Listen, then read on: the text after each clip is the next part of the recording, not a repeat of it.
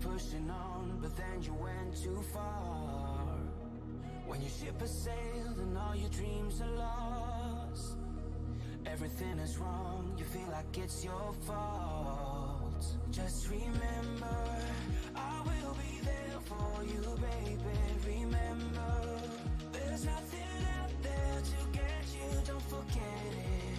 When life throws lemons, just call me. Just call me. Just call me.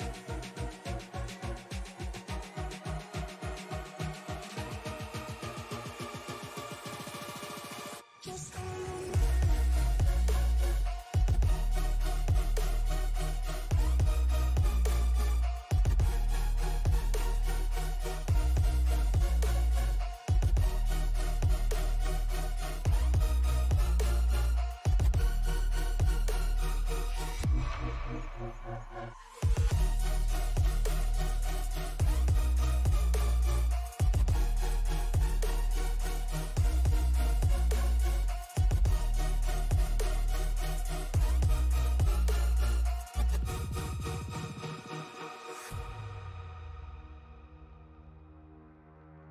You're stronger now than you ever been.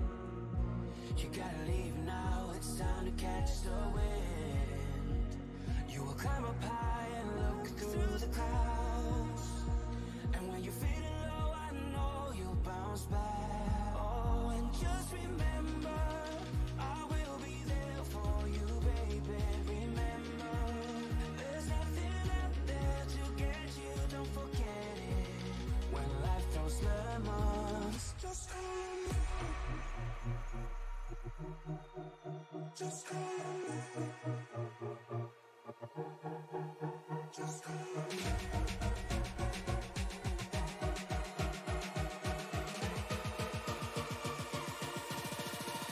Just call me.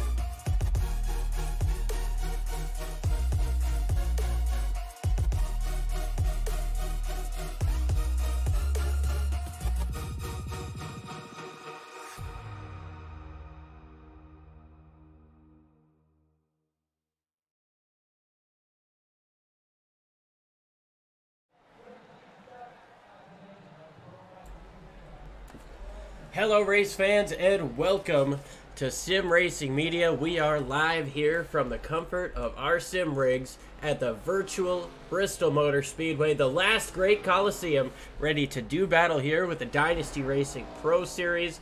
I'm Liam Irving, joined up in the booth by Matt Metler. Matt, how are you doing tonight? Hey, I am doing fantastic. Saturday night, Dynasty Racing League. This has become a staple of my weekend on our doubleheader. The last great Coliseum, like you said, as these men get geared up to do battle on these high bank concrete oval here tonight. Some of the storylines, as you mentioned there, Thomas Harmon. Is he human? Is he partially human? As this man has been on a tear in that Cartoon Network machine, as I believe he is going for 4 in a row. If you can even wrap your mind around that. We spoke to him pre-race. He said he's had this track circled. So looking for him to make another check mark in that win column here tonight. But so many other storylines as we were talking about. What do you see for tonight? What are you looking forward to this evening? Well, I'm kind of looking to see if that 8-car, Taylor Butcher Benjamin, can pull one off here today. He joined a little bit late here in the practice, and we see him tagging the wall there, trying to get some avoiding action done. It'll be interesting to see where he qualifies out of what seems to be 17 cars ready to race right now. But like you said, Thomas Harmon, he's sitting up in the top 5 in terms of speed. Another driver I want to talk about real quick is the 45 of Brandon Borby. He's not on the racetrack right now, but he has put down the most laps out of anybody by a good margin with 170 laps complete. Next closest is James Jacobs with 147. As we round out the final minutes here in this practice, we'll go ahead and show you our little race facts weather update. It's 81 degrees right now. The track 83. Not too much hotter, not much humidity, and the wind shouldn't matter too much here in the Coliseum. But we've got 250 laps of some close encounters, tooth and nail battles, and likely some fireworks in store as the Dynasty Racing Pro Series takes on the world's fastest half mile. And I tell you what, this is going to be a phenomenal 250 laps as you see these guys getting a little bit of contact, some almost playing or something, if you will. Yeah, that was pin the tail on the donkey. As he got lofted up into the stratosphere. You know, these guys, I think they kind of play with us up in the booth. When it's practice, it is literally thrash and bash. But when that green flag drops, it's like these drivers change colors. And they put on a spectacular performance, which just goes to prove you can have side-by-side racing excellence without the thrash and the bash. As I believe you said, over the past 5 races, only averaging 2.2 cautions per race. Yes, sir. These guys have been super clean, and at some of the toughest racetracks we can go to as well. I mean, we talk about Darlington and Atlanta being the last 2 weeks alone. I mean, those are some of the toughest tracks to wrap your brain around, and these guys have done it well and done it cleanly. And we're seeing if there's a little bit of an issue there with trading paints, as we saw some kind of wonky looks on the 62 of Jordan Van Western, but see Taylor Butcher Benjamin working his way up into the top 10 of practice. JP, he's sitting up in second place in that Budweiser 74 machine. There's JP. I like to call him the silent assassin. That 74 machine, that Dale Earnhardt Jr. Budweiser throwback, a paint scheme that I've come to love so much as I was a kid growing up, especially around here at Bristol when he coined, "It's Bristol, baby." You know I had to bring that up, but I think this is a driver here that is getting ready to surprise the masses. He's been close before at times, and oftentimes he's the Chelsire cat in the field. He just seems to know how to dink and dunk his way, if you will, but sometimes he gets caught up in those big crashes. I think he puts that behind him, and I think he's going to be a force to reckon with here tonight when all is said and done. Yeah, Matt, I think you hit the nail on the head there. So now we're going to go ahead and get ready for qualifying as these drivers start to get up, get ready to put down their 2 laps. I believe JP, one of the first ones to get up onto the racetrack. Yes, sir, he is the first. So we're going to go ahead and see what kind of qualifying run that he can put down. You know, let me ask you a question. When you qualify at a place like Bristol or a short track, do you want to be the first out, or do you kind of wait to see what kind of other lap types are going up before you go out onto the racetrack?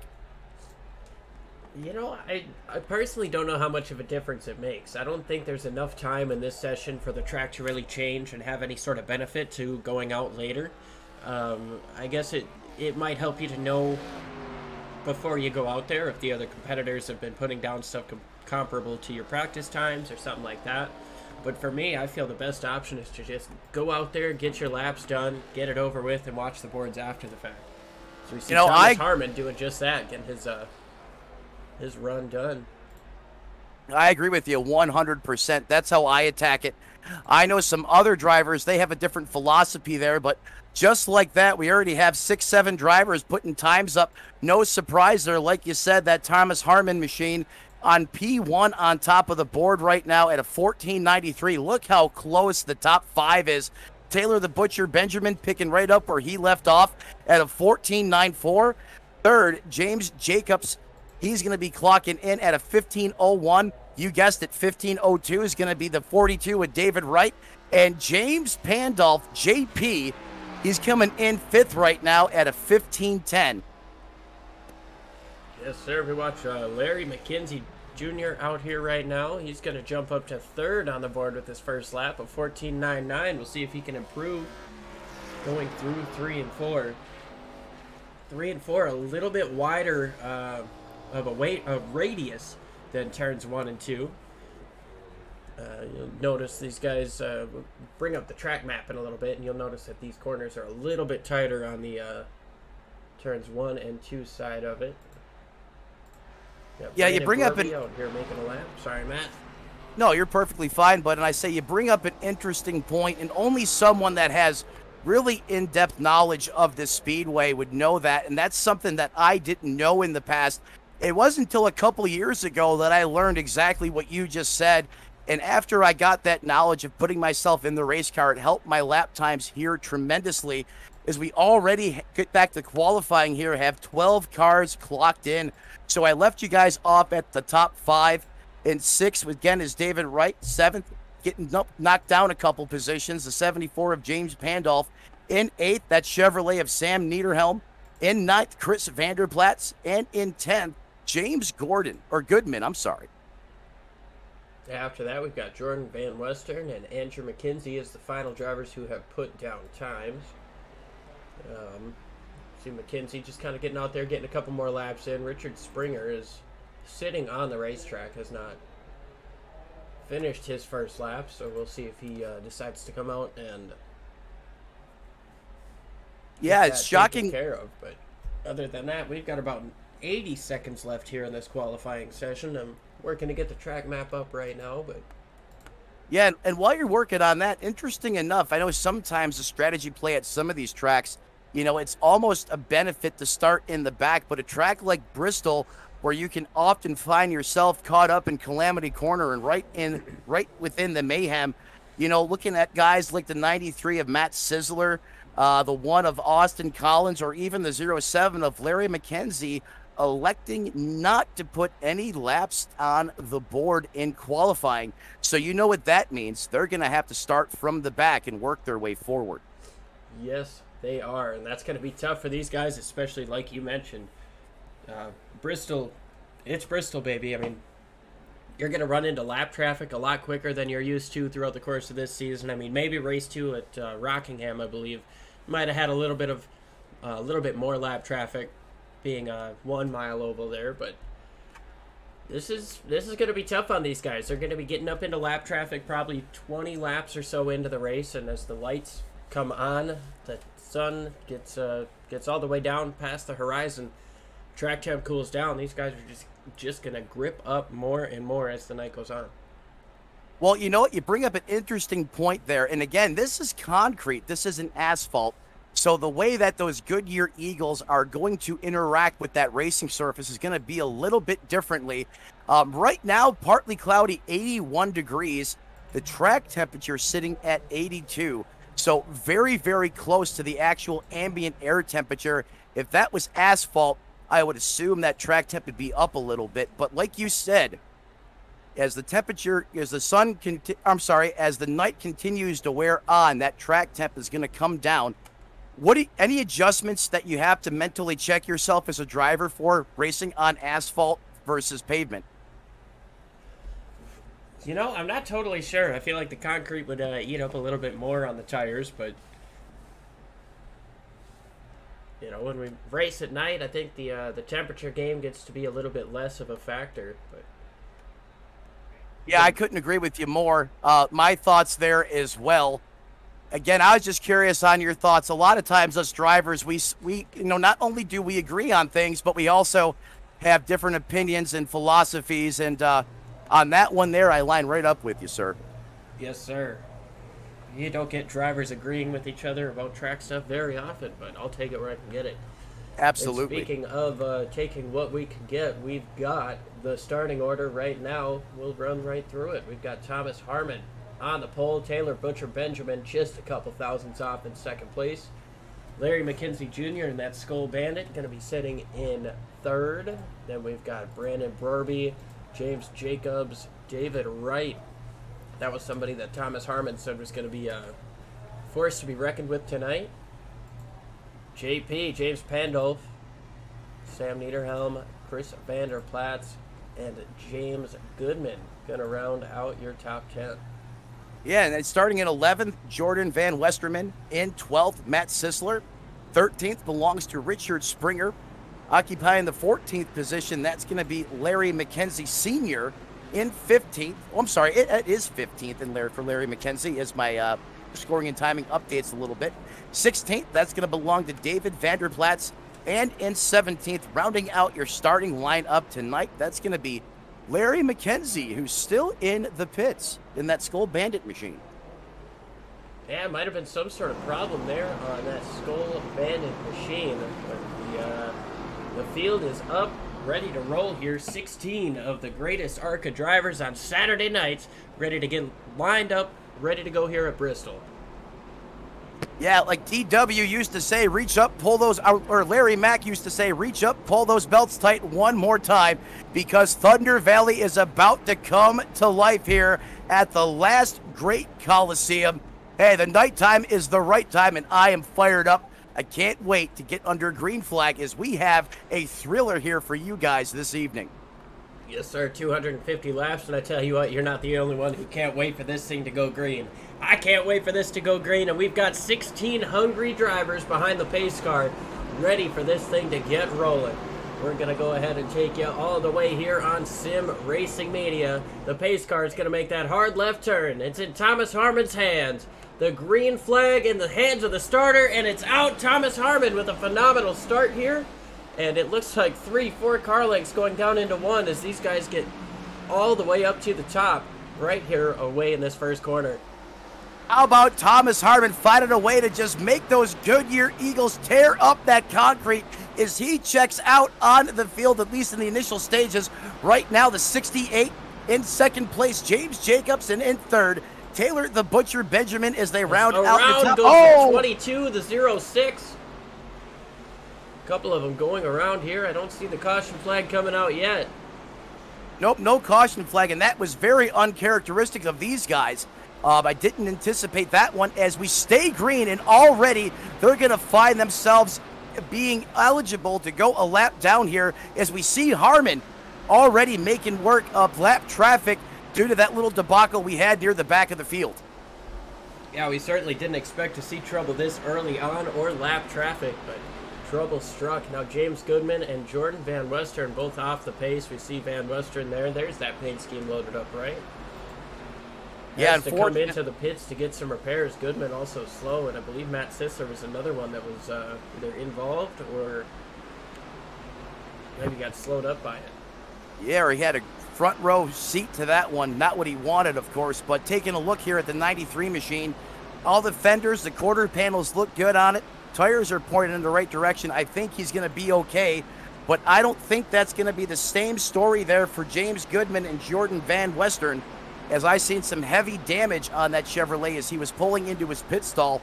But all things life must go on as we go back to the front. Look who's out front, like we've seen so many times early on.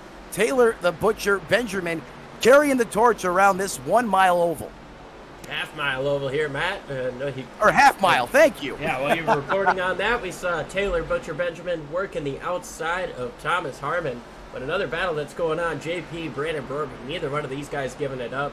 And you can see that 45 sliding big time coming up off the corner. Now JP gets the run up off the corner, goes down to the inside of the 71, James Jacobs. He's going to try to complete this pass. It's going to be kind of tough on the inside, though, with that run up top. Doesn't seem to be working in the favor of the 71, and JP is going to get clear. Put that 74, James Pandolf, in third.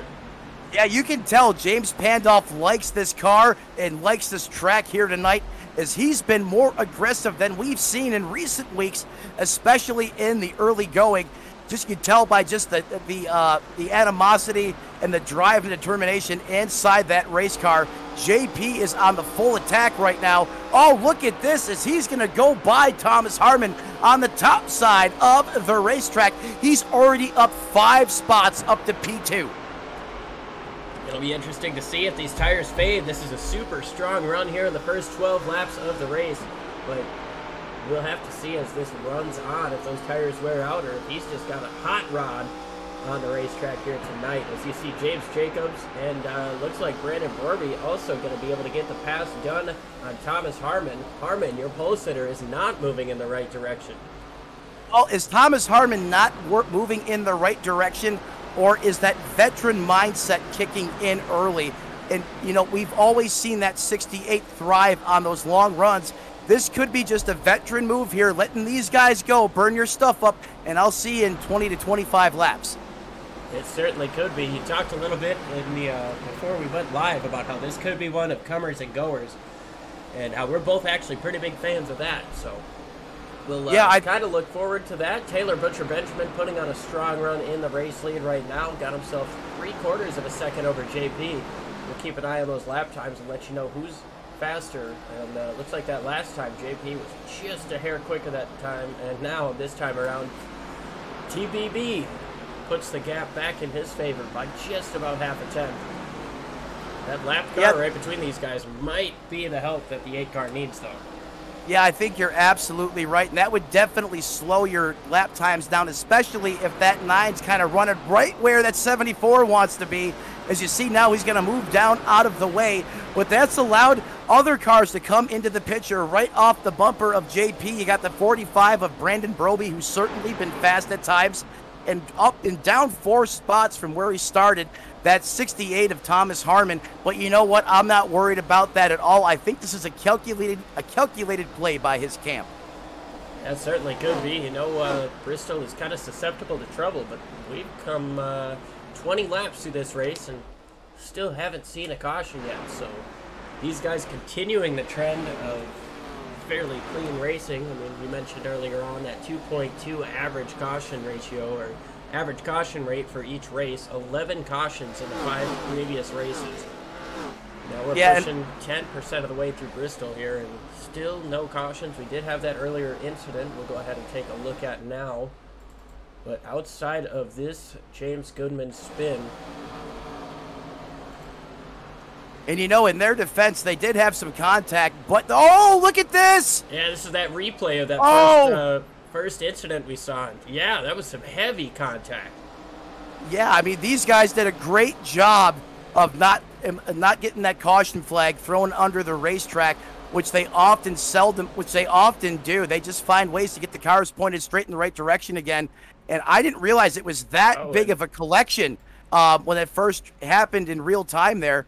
We've but got it our looks first like caution now of the race right now, as we're going to go back and take a look to see what happened here.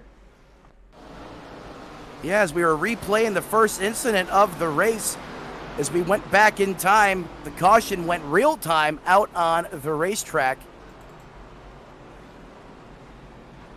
Looking at here, See if this maybe had something to do with it. The 9 goes up and collects the wall. It comes down, and the 22, nowhere to go.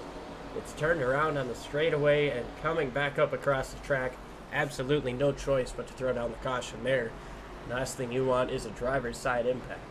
Yeah, and the last thing you want to do is be sitting in that position right at the start-finish line, right in the middle of the racetrack. Usually that's like a catcher's mitt, if you will, for just taking hard impacts on the racetrack. So great heads up to all these drivers being alert and knowing where that 22 was. Yes, sir, and it looks like the drivers are going to elect to stay out here. 25 laps is not enough to take that first set of tires. Remember, these guys get 4 in the pits, plus the one they started on makes 5. So, in terms of the math, you can go about 50 laps on each set of tires if you want to make it equal. And I think that's what you would have to do if you're a statistics type of driver, right? And understanding, hey, we're only getting 2.2 cautions a race here. You know, so that's why I think that was a calculated move, you know, by Thomas Harmon's cap. Now, the interesting thing here, if Bristol becomes traditional Bristol and we break away from statistics here and we see a more of a typical S-type Bristol race with the bump and runs and the cautions and the tempers flaring a little bit, how often do you wait as a driver to kind of, you know, go to option B or option C as far as your strategy goes? Well, I tell you what, I'm somebody who likes to go a little bit further on my earlier stints, just so I can keep the tires fresher for later. That obviously isn't the strategy to go on a longer green flag race like we've seen with these guys, but in terms of Bristol, you know, 50 laps would be equal on each set of tires as we take a look at the 62 car getting back out on track after that early incident, 22 laps down. But with Bristol being what it is, I kind of foresee some more cautions. I wouldn't mind going 75 or so laps on this first set. And then maybe using a little bit less time on the rest of it. I like that strategy and gameplay. And, you know, the silver lining here is, right, I mean, all these guys have a fast repair, and if you're going to have issues on the... No, they don't. There are no fast repairs here. No fast repairs here tonight. Well, I have to check my insider source here, as I may have gotten some bad information. But, hey, I tried to do my homework. Glad you're on the ball, boss man. That you're not the managing producer for nothing. So no fast repairs. Well, that just adds another animal to this race, right? Because oftentimes, a lot of the leagues that we do broadcast, you're going to see at least a fast repair in there, but not tonight. You're not going to have that mulligan. So if you're going to get into trouble early, you want to do it exactly like I said. Get it early, get it out of the way so you can take advantages of these cautions and bring that car down pit road and get as much damage as you possibly can fixed. Yes, sir. Taylor Butcher Benjamin, James Pandolf leading down. Green flag is in the air and a huge run out of the 8 car up top.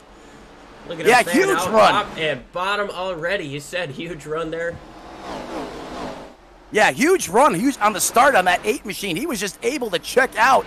But look at the drive by the 45 of Brandon Broby as he's already caught him and he's peeking down to the inside. Now he's looking to the top side of the racetrack. You can tell me these guys aren't hungry right now. I know we're not even 50 laps into this, but they are hard on the charge as the 45 and the 74 of James Pandolf are salivating all over the back of that 8 machine.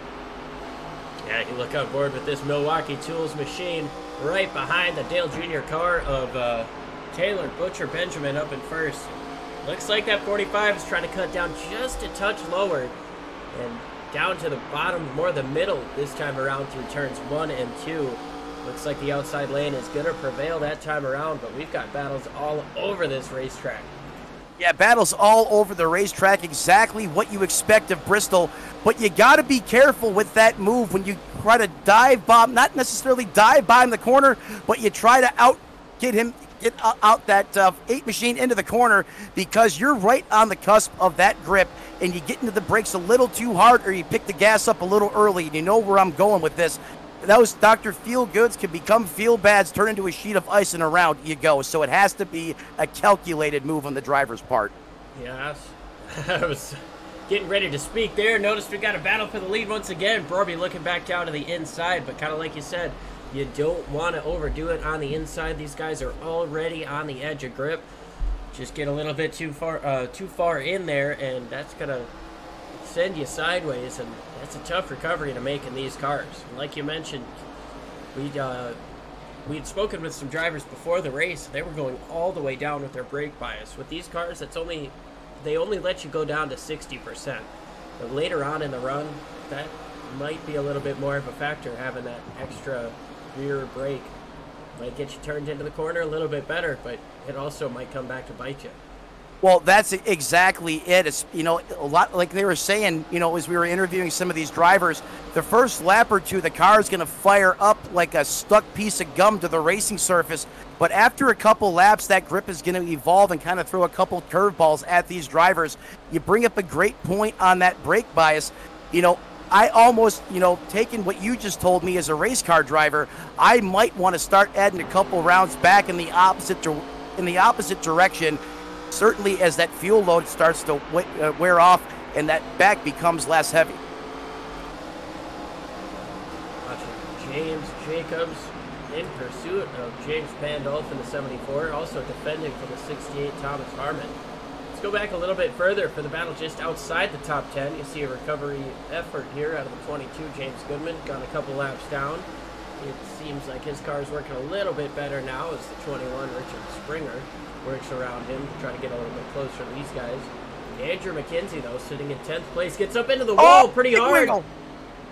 Smacks it once again. He's going to keep the car straight, but evasive action has to be taken by the 21, 22, and what looked to be Sam Niederhelm and Richard Springer as well. Yeah, Sam Niederhelm is just not having the start of this race that he would like as he finds himself continuously being the topic of discussion when there are incidents out on the racetrack there. You know, just looking like he's having a hard time putting the power down. Is a lot of the problems we've been seeing with that race car is on corner exit when you're picking up the loud pedal. Someone else that may have backed off just a little bit as we're watching that one machine go around the outside of the 74 of James Pandolf, who had blazing fast speed on the opening portion of this green flag run. Seems to be going in the wrong direction just a little bit, or he could be saving. But how about that one machine, Austin Collins, another driver, another veteran in the field that knows his way around Bristol and knows how to make those calculated moves, knows when to come, knows when to go, if you will. Comers and goers, like we said, and he's right on schedule, up 9 spots from where he started. He's going to be a force that I believe to be reckoned with before this one is over. Hey, Matt, hey, let's not forget who won our first 2 races. We might not have been here for him, but Austin Collins got the job done with a couple of last lap passes. He might find himself some magic in the mountains here in Tennessee. Yeah, last lap magic right there in that one machine. In case you newcomers to SRM and Dynasty Racing League here in primetime, make sure you smash that follow button, give us a like, so you can make sure you're here next week when these guys continue to do battle right here on Saturday night. Yeah, next week we should be back on YouTube, but hey, we've got ourselves a little bit of a battle here between Thomas Harmon and Taylor Butcher Benjamin. Benjamin up on the top. Harmon's been working those tires, kind of like you had mentioned before. Maybe he was just playing a little bit of a strategy, playing that veteran card. Brandon Brorby holds on to the race lead right now. He's got half a second over David Wright, and Thomas Harmon doing absolutely everything he can to get this pass down on the bottom. We sit just below the spoiler here to see these two duking it out right behind him now. Yeah, it's almost like that mental clock went off in the 68 machine of Thomas Harmon, and he said it's time to go. And like nothing, he is back picking his way off through the field as he's back up to the 3rd position, charging hard at that 42 machine of David Bright and Brandon Broby, who's currently still out at the point. But for how much longer is the question, as that 42 machine has really turned it up. And how about the one also keeping pace with that 68? Yeah, I was about to bring him up. Look at that. He's right up on the back bumper of Harmon. These two have won all of the races so far this year. David Wright now works to the inside of Brorby, and now the top 4 are under a blanket as we've got a slow car getting down into turn 3. A slow car coming up out of turn number 4, and these guys are racing like it's Talladega. Car lengths separating them closer together than most people park. Looking to make it 3 wide here is David Wright, not giving up on the bottom side. Brandon Brorby doing everything he can to keep the lead. Wright slides up just a little bit, not going to have enough racetrack to clear him. Man, this is insane. This is insane racing as we are early on into this one, but we are literally 2 by 2 for the race lead up front. That Noel Bowles Chevrolet, made famous by Mr. Excitement himself, Jimmy Spencer, but it's not Jimmy Spencer, it's David Wright holding on to P1, and the 45 is holding on for dear life as Thomas Harmon looks to claim another life here early on in this one as he tries to make his way back to the front. And don't look now, Austin Collins in the one machine is doing everything he can to follow the 68 right through there. Yeah, we're seeing these 2 different lines, completely different lines, as we watch Thomas Harmon rock the bottom, Brandon Brorby and David Wright rocking the top side, right almost next to the wall. And so that's going to bring me to one of my favorite cameras. I call this the tank slapper. Did he hit it? We're going to see just how close that 45 gets up to the wall as now Thomas Harmon tries to get back down to the inside, getting down into turn number 1. Oh, and just look how close these guys are, right on the cusp, right on the edge of grip as that 42 gets inches off of the wall, trying to use every piece of that racetrack to get some extra corner speed down the front stretch and the back stretch here as he continues to do battle side by side with Harmon. But I believe this time he's going to be able to complete the pass. Is he going to be able to pick up the loud pedal, slide up, and complete the pass on the 42. New race leader, Thomas Harmon in the 68. That's definitely not something we've seen before this year, as Austin Collins makes quick work of David Wright, and now the 68 and number 1 are 1-2 as they work around the 22 car of James Goodman, who sits on the top side. Up into the wall goes the 42. And if I am a betting man, I'm going to say the 22 there probably played a factor into that as to where he was going to catch him on the racetrack. But could you imagine being David Wright and Brandon Broby out there leading this thing, and you have not only Thomas Harmon lurking in your rearview mirror, but you also have Austin Collins? That has to be terrifying as a driver. You've got to be able to put that into the back of your head and just drive the race you can. And I tell you what, that's exactly what that 42 car did. David Wright did everything he could to hold on to the lead, but he didn't drive in over his head. He didn't make a major mistake, as now Austin Collins looking to the inside for the race lead.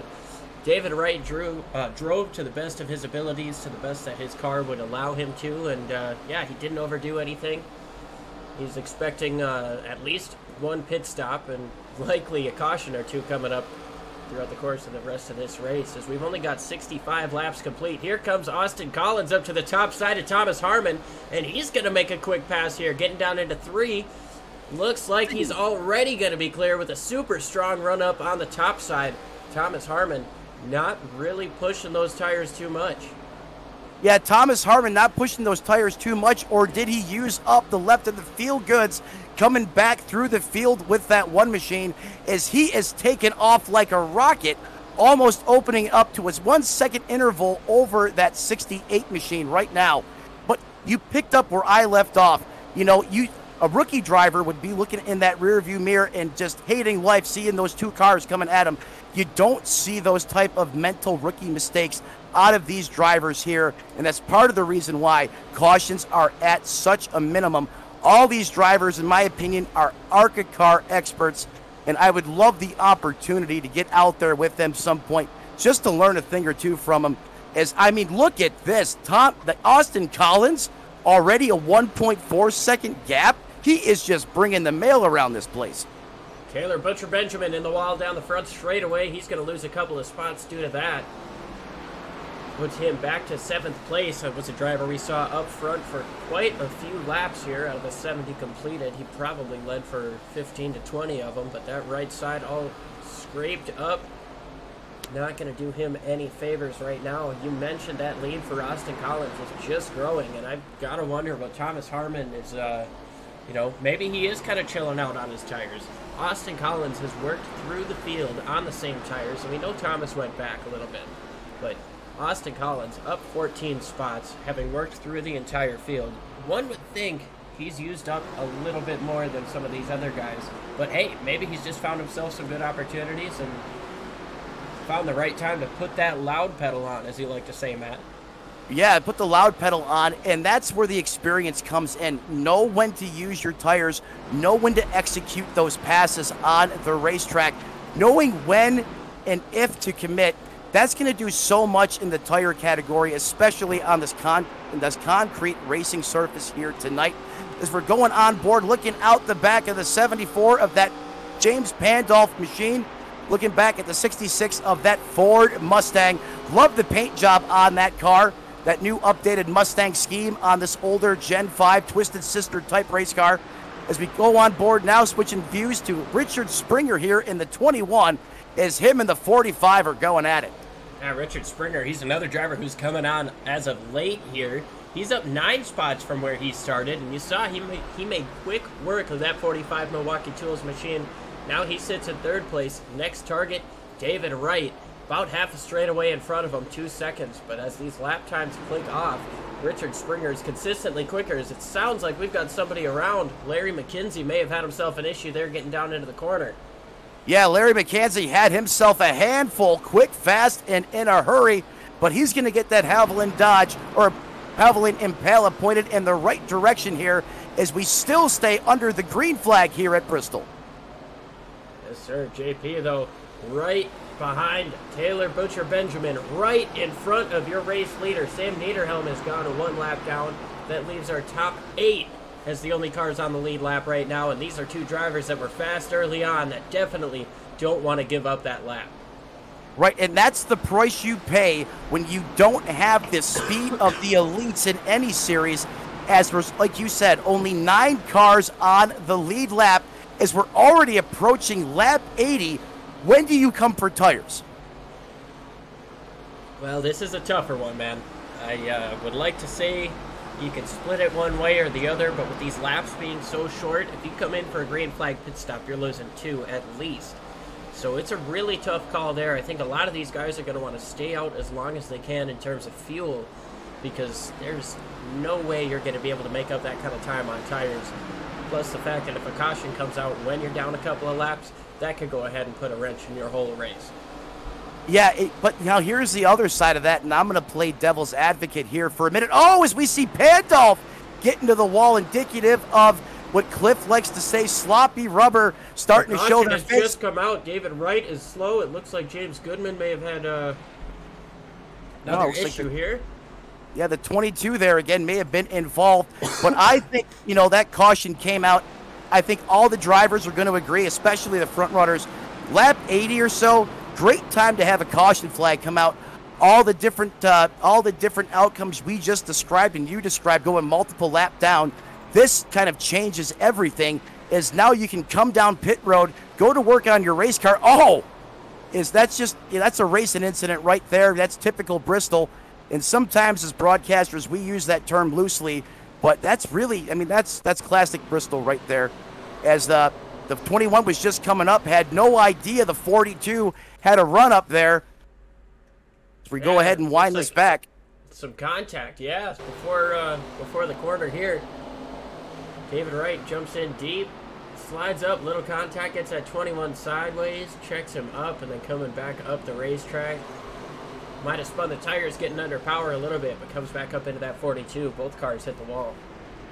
A little two-car tango there. Maybe a little bit of a, I don't want to say retaliation, but just voicing his displeasure, if you will, as we're under caution right now.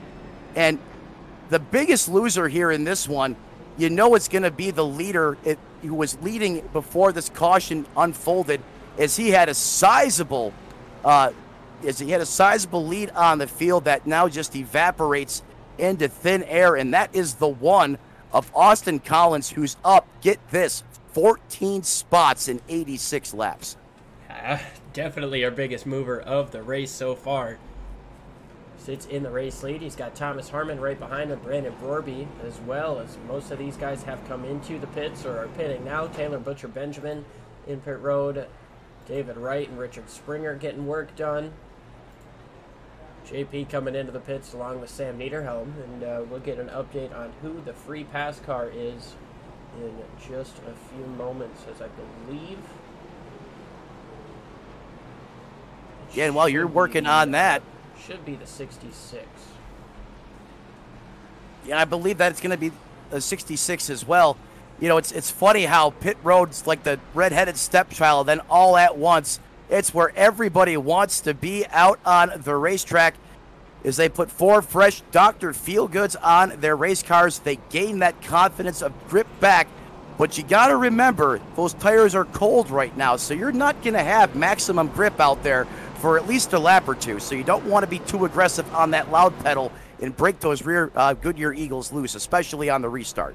Well, I want to differ a little bit. We talked to Harmon a little bit before the race, and I know we've mentioned that a time or two, but he kind of mentioned how the first lap you're going to have a lot of grip here, and then after that it's just going to continue to fall off. So it might be tough getting up on corner exit with the cold tires. These things might want to get a little bit looser and slide a bit more, but I tell you what, getting down into entry, into 3, these guys are going to be rockets, and they are not going to be giving an inch.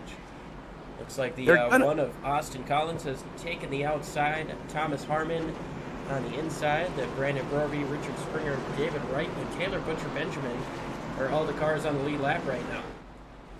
I agree with you, and I know it's what they said earlier on in the race, but sometimes, you know, this concrete, you get some laps in it, rubbered in. As we're back under green flag racing here, and the one machine wastes no time on that loud pedal. He's going to shoot out to about a 2 to 3 car length lead over that 68 of Thomas Harmon, followed by 45 of Brandon Brorby in the 9 of Richard. Oh! And around goes the 74, which from the looks of it, he may have just lost it on those fresh, cold tires. Yeah, the caution's going to come out once again. Let's go ahead and take a look at that. from the restart, and kind of like you mentioned, those tires maybe weren't as grippy as I thought or was told, but some contact up in front. Oh no, there's some contact. Nope. Yeah, it looks like the just wrong place at wrong time, unfortunately for JP. But I think tires and the temperature of those tires definitely came into play right in front of them. If we've seen a little slipping and sliding the back end, wiggling a little bit, and you know, once you're at full speed there, right there on the racetrack at corner entry, and JP just had nowhere to go.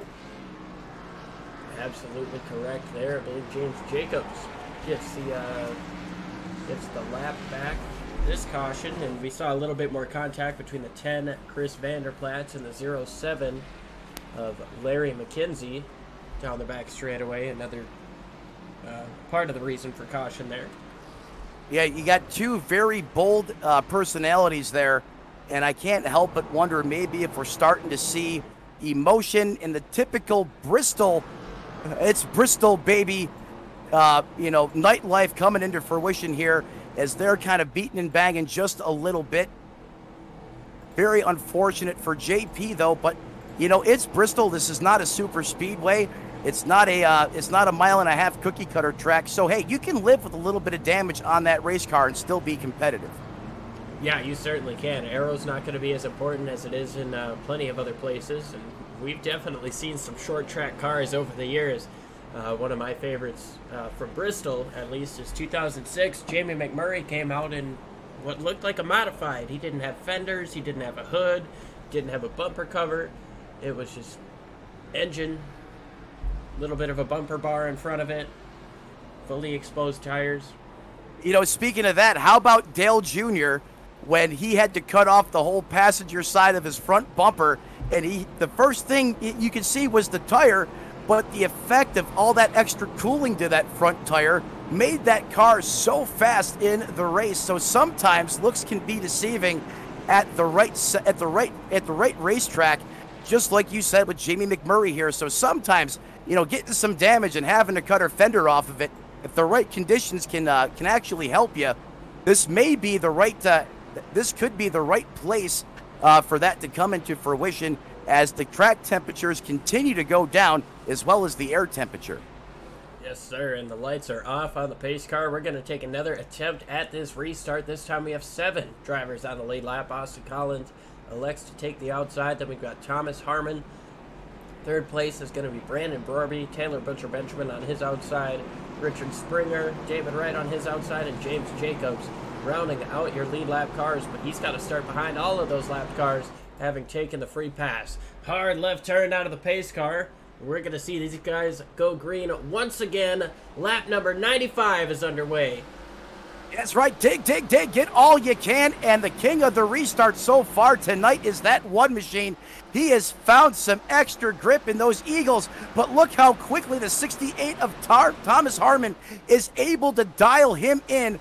Both these guys, veterans out there on the racetrack, very smart race car drivers, running right where you expect to see them, 1 and 2.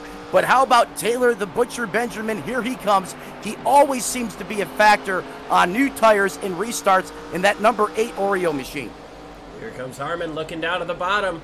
He loves that bottom side and trying to work that one machine. Taylor Butcher Benjamin right behind, hoping these guys maybe hit, can take advantage of it. But kind of like you mentioned, that right front, it's got a little bit of air to it. Could that potentially be helping that tire cool? Maybe help him keep that thing from wearing out throughout the course of this run. I know we saw that happen with Truex. You mentioned Dale Earnhardt Jr. at Martinsville a couple years ago. But Martin Truex Jr. also won a race at Martinsville after having to cut a little piece up off that front fender. So yeah, we've seen a couple times.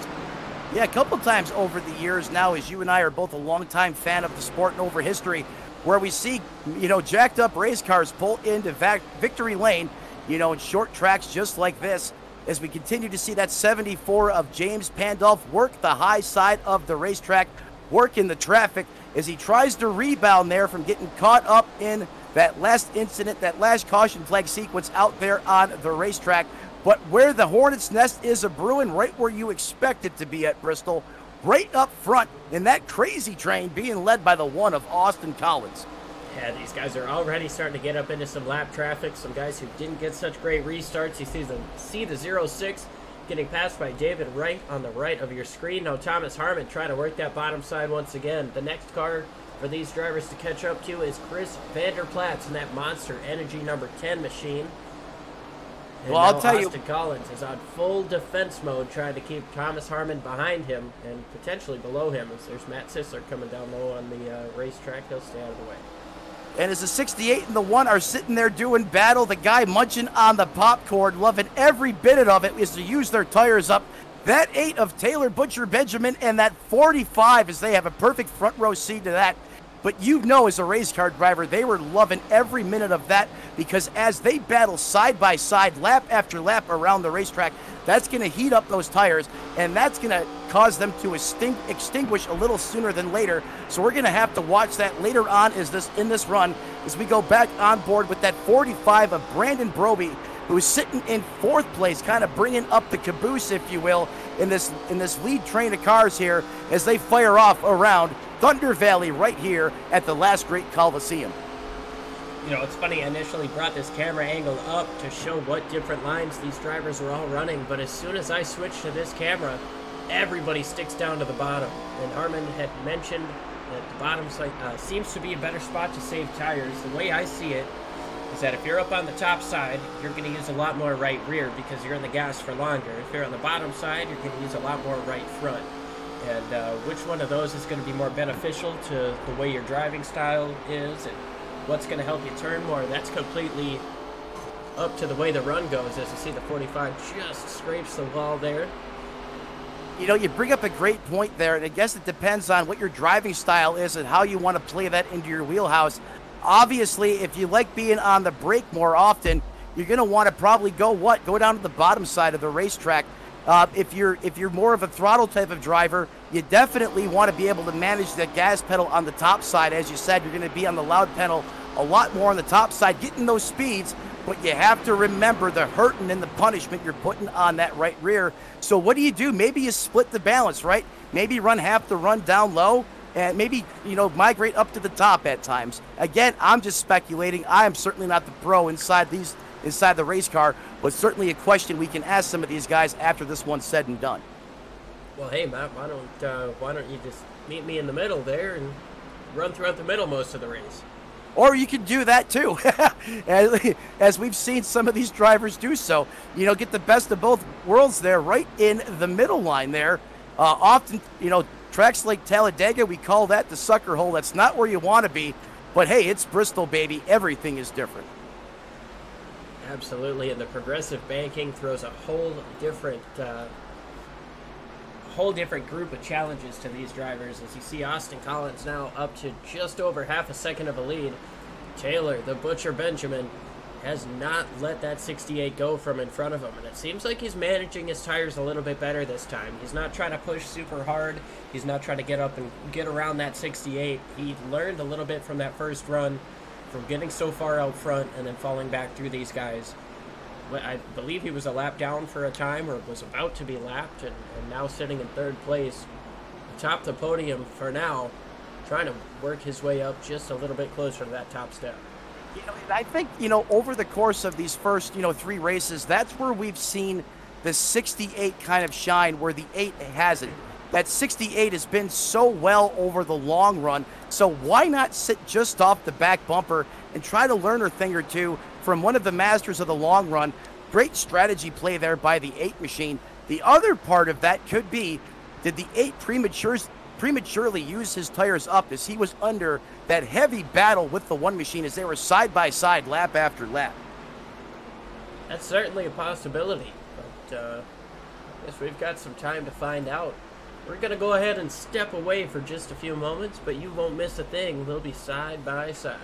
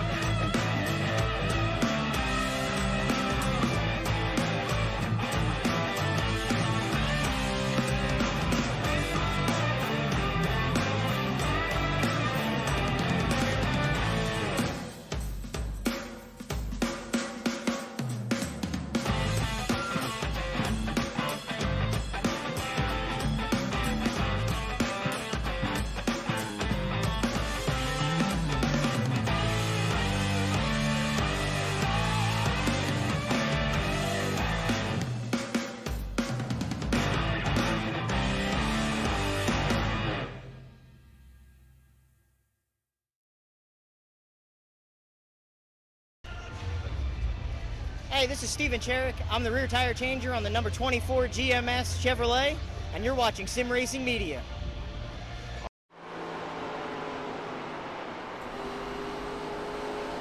All right, back live just past the halfway point here at Bristol. Austin Collins continues to lead the race. Thomas Harmon hasn't really let him go. Taylor Butcher Benjamin sitting in third has fallen a little bit off the pace, and Brandon Burby is enjoying that. He's hoping to chase him back down. David Wright sits in the 5th position here, right in front of James Jacobs. And Richard Springer has decided to come down to the pit road after we saw him get up into the wall. A little bit of contact with, I believe, the 06 machine of Andrew McKenzie. Brings Springer to the pits from 6th place. And now Thomas Harmon back up to the bumper of the one car. This is the closest he's been. Now he tries the top side.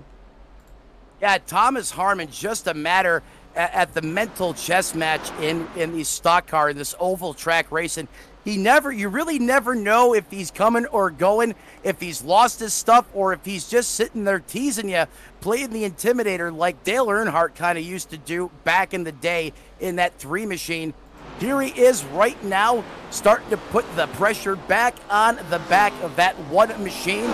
And you can tell he is painting a bead on the back of that race car as he's going to take it to the top side of the racetrack, kind of use that momentum as he turns down just a little bit early to get the run. And he's going to turn it to the bottom side of the racetrack while the 1 is working the top shelf where Mama hides the cookies, as we're getting ready here for a 1 and 68 battle to pick up where they left off about 25 laps ago. Yes, sir. These guys catching up to some lap traffic as well. You see the 07 of Larry McKenzie and now Thomas Harmon. He's kind of been working what I like to call the Montoya line. He really liked that line at Atlanta, but it works just as well here. You enter in wide, you enter in right up next to the wall, get down on the brakes, and once you hit your apex, you cut it back down. It keeps that momentum from the top side, but you cut the corner a little bit, and you saw it working there that last time that the 68 got a run to the inside of the 1. But now Harmon had to let off just a little bit, couldn't use all the racetrack he wanted to. And now once again the 1 car rocking that top side. Yeah, the 1 car back to rocking the top side. And that's one of the great dynamics and characteristics of Bristol. You don't have to run just one line. It's not one express lane, one shoe fits all. You know, as the driver, you can really use this racetrack to your advantage and accompany that with your driving style and the way you like to attack the track. And this plays into the wheelhouse of both the 1 and the 68 as this battle up front continues to intensify. Harmon is not backing down, and neither is Collins. I tell you what, I wish we could double box this because Brandon Burby is all over the back of the 8 car. These guys working through some lap traffic, and appreciate everybody who's tuning in live on Facebook right now. We see a couple of chatters rooting for Burby and the Vander Platz family as well. Burby looks down to the inside once again. And Austin Collins still under heavy fire for the race lead. We'll try to keep this as wide as possible and go back and forth as these guys do battle here in the last great Coliseum. Yeah, I agree with you. Wish we could double up here for you guys to cover this great racing action as the Butcher Benjamin and the 45 are continuing to duel and mirror what Austin Collins and Thomas Harmon are doing, just up a little bit in front of these guys on the racetrack. The 8, he's working the high side of the racetrack. He's trying to come down just a little bit, but he can't because that 45 is there occupying that space. But there we go. The Butcher Benjamin able to clear the 45. As look for them to kind of try to get single file back down, or maybe the 45 is going to come back right at it. But they're not going to gain time on the 1 and the 68, battling like that on the racetrack. So if they want to try and make up some time, you'd like to see them get single file here around the bull ring, if you will. I tell you what, all this battling is just going to bring the 42, David Wright. We took a quick look at him. That's just going to bring him closer to these guys as he's gained a couple of tenths that last time around. No real change up front as I say that. Now here's a huge run out of Thomas Harmon and a bump to the back of the 1 car. Now Thomas Harmon has the top side. Does he get the advantage coming up off the corner? Austin Collins can't use up all the racetrack. Yeah, he was literally knocking on the back door. It's not delivery. It's David Harmon with the chrome horn being administered to the back of that 1 machine. Not enough to dump him, just enough to as Earnhardt said, rattle his cage a little bit, as him and Terry Labonte did some battling here back in the 90s. If you're old enough to remember, I'm sure you remember the outcome of that one, is that could have been disastrous. It sure could have, Matt, but I believe you got David Wright and Thomas Harmon confused there, as we see David Wright pass both of these guys, Taylor Butcher Benjamin and Brandon Brorby, and the thing that's got to frustrate that 45 is that he couldn't follow him through. Thomas Harmon takes the lead. He's got himself about a half a second gap. We'll see if Austin Collins can chase him back down with just under 100 laps to go here at Bristol. David Wright now moves into third place, about 8.5 seconds behind your race lead. That's a little bit more than half a lap. It's going to be tough for him to try to make up some of that gap, but he's got 100 laps to do so, and who knows if we'll see another yellow flag fly. Yeah, that's the other side of this equation, right? We've seen a little bit of them breaking statistical characteristics here by having a couple caution flags that we haven't seen in recent weeks. Oh, and around goes the 9 into the inside wall. He's going to keep it straight, no flag. We also saw the 22 get up into the outside wall right in front of your race leaders. That's a sketchy scenario to be in.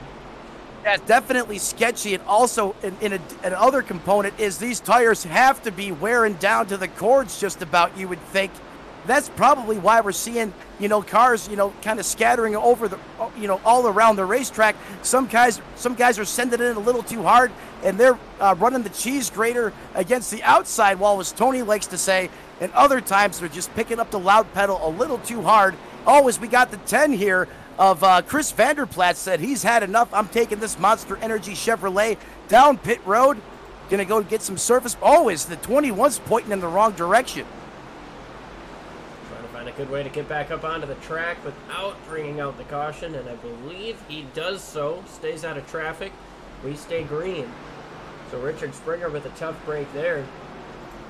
Thomas Harmon continues to lead, extending that gap. We'll take a quick look at the Richard Springer incident here. I believe we're still green out here on the racetrack. Yes, sir, we are. Gets up into the wall and just comes up off the track, hits that inside wall. And when it comes to iRacing, they tend not to throw the caution if it's off of the racing surface. So that would be below the apron. They try to not throw the caution out. So in that situation, with the major hazard incident being off the track, they deemed not to throw it, or the service did. As now Thomas Harmon is working through some more lap traffic. You saw the 07 Larry McKenzie might have held him up just a touch. And this battle right up in front of him, this is for position. 66 trying to get around 74. That's Sam Niederhelm and James Pandolf. This is a race for position. These guys sitting one lap down, now trying to defend from going 2 laps down in front of your race leader. Yeah, I was just going to say Pandolf and the 66 might want to settle it later on and get single file, as Thomas Harmon, he is still hungry out there on the racetrack. He is not shy about putting competitors' laps down at any point in time as he peeks down to the inside of that 66 machine. He's going to take the bottom side of the racetrack here as the 66 works the outside. Oh, and caution is now out on the racetrack as the 66 and JP can breathe a sigh of relief. And the 45, Brandon Brorby, has gone around to bring out yet another caution. And I tell you what, it was maybe not the break that Thomas Harmon wanted to see, but those tires on these cars, they might think otherwise. We'll take a look to see what happened to Brorby, and a little bit contact with the 21, sending the 21 around, and Brorby to the inside wall. Richard Springer just has not had a good day of it. Yeah, just maybe a misjudgment there on the situational awareness. Didn't think he was going to be able to close the gap like he did, and accidentally ran around right off the nose of the race car. And that'll certainly put the caution back out here under this last great Coliseum right here in Bristol, Tennessee, as we're working lap 163. Even with the cautions, we are now well over halfway. This race is flying by, as these guys, even with old tires, out there on the racetrack, are turning very competitive lap times. Some of the fastest I've seen in a while, quite frankly. Yeah, these guys qualified at under 15 seconds, and I think some of the slower laps we've seen on longer runs has been right up in the 16 range. So there's been a decent amount of fall off, but these guys are insanely quick. And just an update on pit stops: Thomas Harmon, Austin Collins, David Wright, Taylor Butcher Benjamin have all come into the pits. I believe James Pandolf is going to get back onto the lead lap here. Maybe with a wave around if he stays out. Yeah, and with James the way Jacobs is in the pits, he actually might be the free pass machine.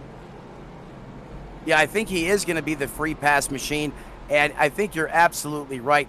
I mean, JP trying to still recover from that early incident.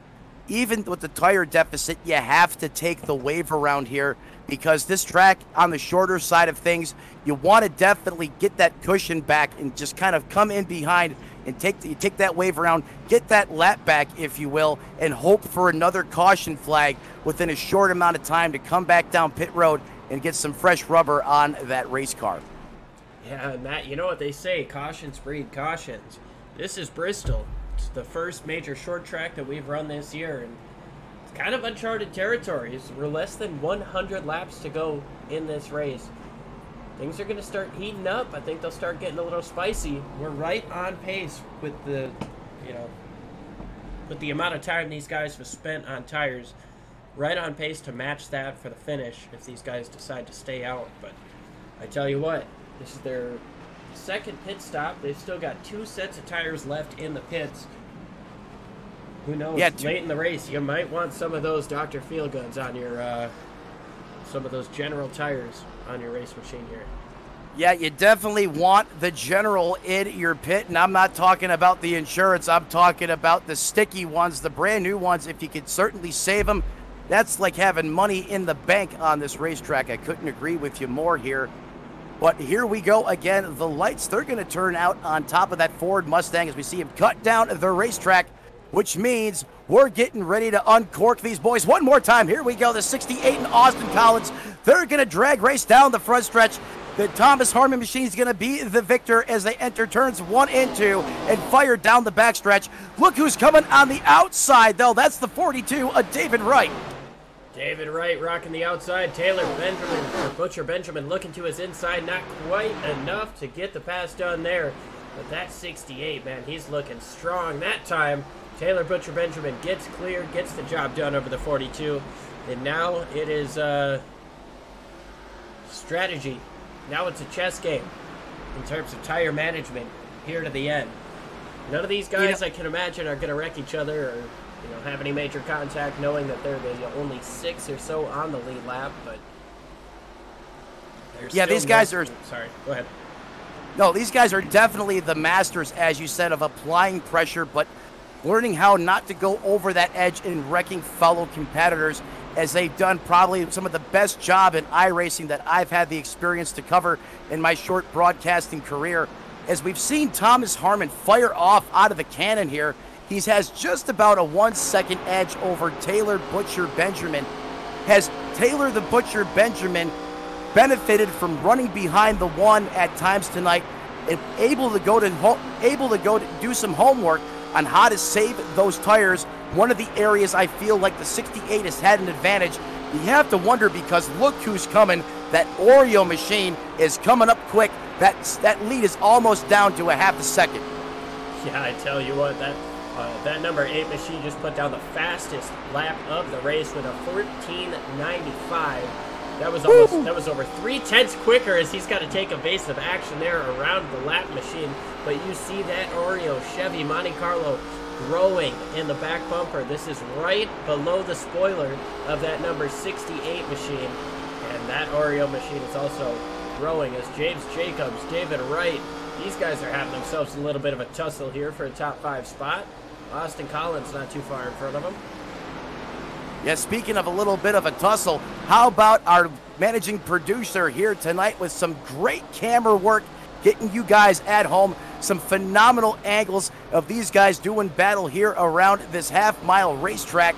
But David Wright coming back into the picture now in that 42 Noble Chevrolet. He's continuing to work the high side of the racetrack. There you go, as you coined it, I believe, the tank cam, or I'll call it the tank slapper or the wall tapper cam. just shows you how close they are getting. Oh, I wouldn't want to be in the passenger. I would want to be in the passenger seat of that race car.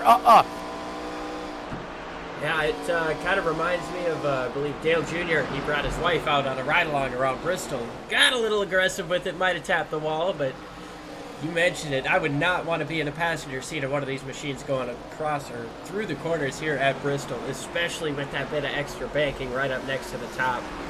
And you're seeing Thomas Harmon now kind of pulling away from Taylor Butcher Benjamin, and you know that 8 machine, the driver behind the wheel, wants to get that win, especially over the 68, with the way that the strategy has fallen over the last couple of weeks, falling in Thomas Harmon's favor. Taylor Butcher Benjamin, he's a guy who wants to get that job done.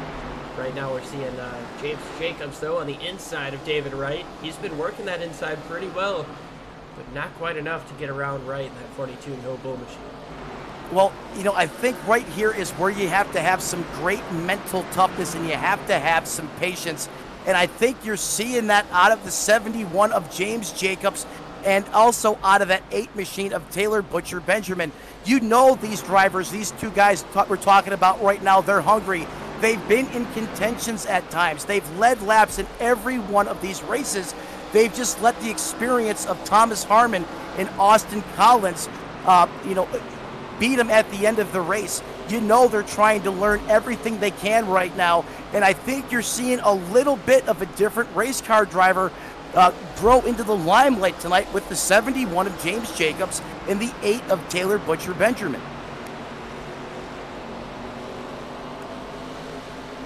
That's a phenomenal report there, Matt, and you see these guys working around the 74.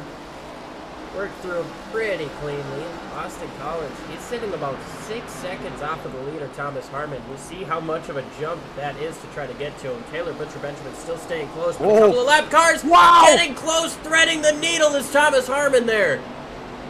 Yeah, it's Thomas Harmon there. All becomes the hot dog getting squirted out of the bun. And I believe one of the cars on the outside of the sandwich there went up and made some contact with the wall. That was probably the worst place to catch lap traffic on the racetrack. And if the 68, you know if you lift, the 8's going to be all over you. Yes, sir, but the bigger part of that is that if you crash, this race could be over for you. That was a really sketchy spot, super close moment there, going middle 3 of a couple of lappers. And like you mentioned, I believe the 9 it was, ended up going up into the outside wall. But that 68 machine, he's got himself a strong hot rod. Did a great job of keeping it in one piece right there. Yeah, definitely did a great job of keeping it in one piece, and I bet if he could do that over again, he probably would have approached that differently. And I think that's just one of those nuances as a race car driver. When you get into repetition around this racetrack, it's a very rhythmic track. And when you have a car like that that's slower in front of you, sometimes the initial read may not be the read that you thought it was going to be by the time you get there. And I think that was the case there for Thomas Harmon in the 68 machine, as that could have been disastrous, like you said. But we continue to stay under these green flag conditions. Again, how about Taylor Butcher Benjamin not falling back through the field like we've seen in other races as these laps wear on? He's holding down that number 2 position, that podium position, and is still within striking distance. You know he has to be on the mind of Thomas Harmon. Absolutely. These things have gotten in the favor of that 68 machine, but we've still got over 55 laps to go in this thing. There's a lot of time for these tires to get eaten up. And I don't want to say too much or, don't think now, but Austin Collins, he's been quicker than these guys these last couple of laps. He might have been playing that tire saving game fairly well, as he now sits less than 5.5 seconds off the race lead. That's still about a third of a lap, but a considerable amount of time being made up in these last couple of laps for Austin Collins. Well, you bring up a great point there, sitting just about 5 seconds off the lead pace, but how much of his tires that he saved is he going to have to use up to catch Butcher and the Taylor the Butcher Benjamin, and then don't think he's just going to pull over and let him by. He's going to make him work for it. So tire usage there, and then if you still have any tires left, you're going to have to go up there and battle with Thomas Harmon. So I think, the way you set it up, I think now is the time to start going, moving your way forward. Yes, we still have laps to be raced, but when they're clicking off at just over, 15 seconds a lap, those laps are going to wind down in a hurry, especially under green flag condition. Yes, sir, they are. So each 10th that you can gain is going to be huge, as you see the number 1 machine working the inside of a lap car, the 07 with Larry McKenzie. It was a beautiful Haviland paint scheme that he just passed, but Thomas Harmon continues to hold out of the race lead. Now it's about 2.5 seconds back to Taylor Butcher Benjamin. You see JP right up in front of him. Might have scraped the wall just a touch there. Yeah, I think you're right. He just gave it a little bit of a love tap there. That's not really going to impede the performance too much as we go on board with that Budweiser Chevrolet piloted by James Pandolf here tonight. If you guys remember, he was strong early, had a crazy run in that initial part of the race. Then he got caught up in a little bit of an incident on the racetrack. And I don't think his car has just been the same since he's made that contact earlier on in this one, as he continues to, I believe he's still on the lead lap here, the last car on the lead lap, if my scoring and timing is telling me so correctly. I apologize, that just updated. It appears he is 2 laps off the pace, but still well inside the top 10. Yeah, sitting in 6th place right now. We watch Thomas Harmon as the gap increases to Taylor Butcher Benjamin. It is still decreasing to the machine behind him, Austin Collins, who is right there. You mentioned he's going to want to put up a fight, but it doesn't look like there's much of a fight to be had. As I say that, the 8 car gets himself a strong run up on the top. He's unable to get down to the bottom and defend from Austin Collins. This is the battle for second. Collins with a strong run on the bottom. He's going to be able to clear him as the 9 car gets sideways just in front of these guys, tags the wall, and might have helped that pass just a little bit. Put Austin Collins in P2, and it's now 4.5 seconds in 45 laps he's got a gain. Thomas Harmon, that's exactly the opposite of what he wanted to see. He wanted to see the 1 and Taylor Butcher Benjamin go at it for a couple laps to make him use up some of those tires on that race car, turn those Dr. Feel-Goods to Dr. Feel-Bads. But, Taylor the Butcher Benjamin did such a great job of just maintaining pace with Thomas Harmon. He felt like the best interest in his camp was just to let Austin Collins go. So now there is no one other than maybe some lap traffic out there on the racetrack between the 68 and the 1 of Austin Collins. These 2 drivers, they have won everything there is to win in the young season that's currently upon us right now in Dynasty Cup, in the Dynasty Racing Series. Will it be Thomas Harmon or Austin Collins tonight, or does a late race caution allow someone to come up and steal one? We're going to find out as these laps wind down. That's absolutely not something you can discount, is a late race caution, especially here at Bristol. We had a caution within the last 20 laps at Las Vegas, and that was our first caution of that night. So that just kind of goes to show how anything can happen here out on the racetrack, as we watch James Jacobs now try to take advantage of a slower 8 machine on the longer run here. Looks down to the bottom. Taylor Butcher Benjamin rocking that middle to top side, doing everything he can to try to hold on to this podium position. Yeah, and how about James Jacobs here tonight? What a great run by that 71 in his team. Staying on the lead lap, running in 4th position, and he's given a wheel full right now to that 8 car. And don't look now, but that 42 machine, he's trying to put his name back in the mix as he's closing in on the high side.